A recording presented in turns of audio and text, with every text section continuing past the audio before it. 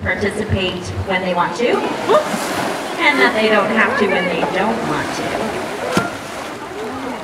All of that is through building that strong, positive relationship. So when a trainer first starts working with a killer whale, a lot of it is just time spent giving them food and ice, rub downs, and depending on the individual, it just depends on what it is that they like. So all of that time we spend with them really tells us a lot about it. So right here in this shallow area, trainer Danny is hanging out with Sakari, who is 13 years old now. Looks like she is participating in a learn session with Danny. So here we go, very nice. So there's a couple of things going on here that would be great to share with you guys. The behavior that we're working on right now is spy hop, but they technically know a spy hop. So we're trying to introduce a new aspect of this behavior. Normally we send spy hops and they pop up vertically, poke their head out, go back down, and then they keep kind of bobbing up and down until they hear that whistle bridge, which lets them know the behavior is over and they can return to their trainer for reinforcement, which is anything that they're going to find. But, so what we're trying to teach now is that bridge, not only do we want them to pop up, but we want them to change another behavior with it. So you saw that last time Sakari popped her head up, but she also was making a vocalization.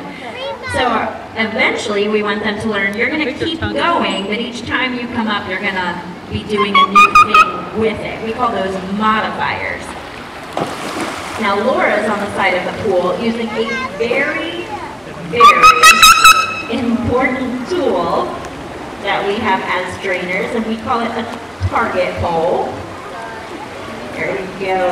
And so that target pole is very critical in a lot of our training process because it helps us give them information. We can't use words, we can't tell them exactly what it is we're looking for, and so we've come up with a variety of other ways to help relay information.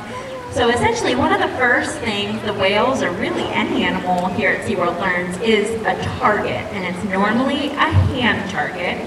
So they learn to follow your hand wherever it goes, and then through that we're able to shape or kind of like show them behaviors that help us get them into the right position, or what we call topography. And so our arms are only so long, and a lot of the behaviors that we end up training as they get older take place further out in the pool. If you think about some of the behaviors you've seen during presentations, you know, when they're jumping or doing front flips, our hand would certainly not be enough. So they learn to also follow that white target pole. And then, so we're giving lots of information to Sakari here. There you go. So that's telling her where to go, how high to go, and then we're giving her information to go again as you're watching Laura with the target pole. Now that's used for a lot of other behaviors as well. Her younger sister, Kamea, is learning a front flip right now. And so similarly, we're going to use that target pole to shape the topography, or the shape of the behavior. And we're going to do that in slow stages. We call them successive approximations. So anyone here, if you've ever learned to dance or play a sport or gymnastics, you don't start day one learning the hardest things, right? You're going to start pretty simple. Maybe in gymnastics, younger kids learn how to somersault before they learn how to cartwheel. And so it's similar with the whales. So a great example is that front flip. First, we want to show them the shape that we're looking for.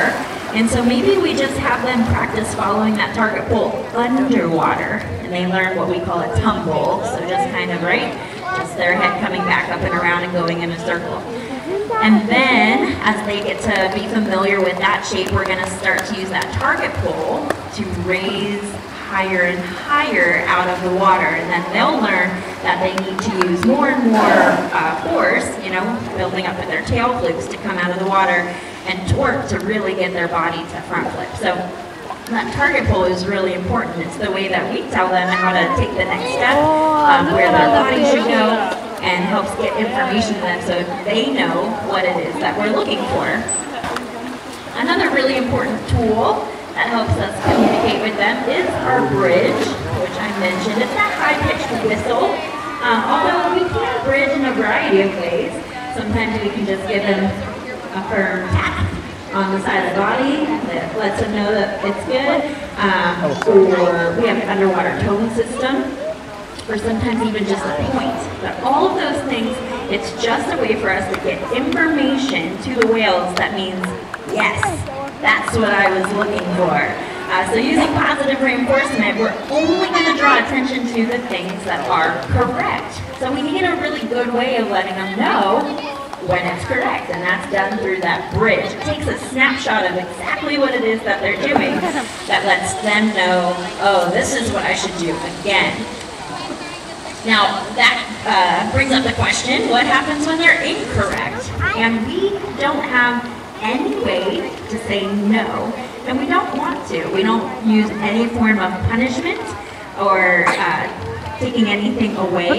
We simply ignore the behavior and try not to draw too much attention to it, but we want to draw a lot of attention when they are correct. And this is important because, again, learning needs to be fun, because it all comes back to the fact that they have the choice to hang out with us. So I want you guys to think about going to school and your favorite subject in school. Usually, people's favorite subject is the one they're really good at.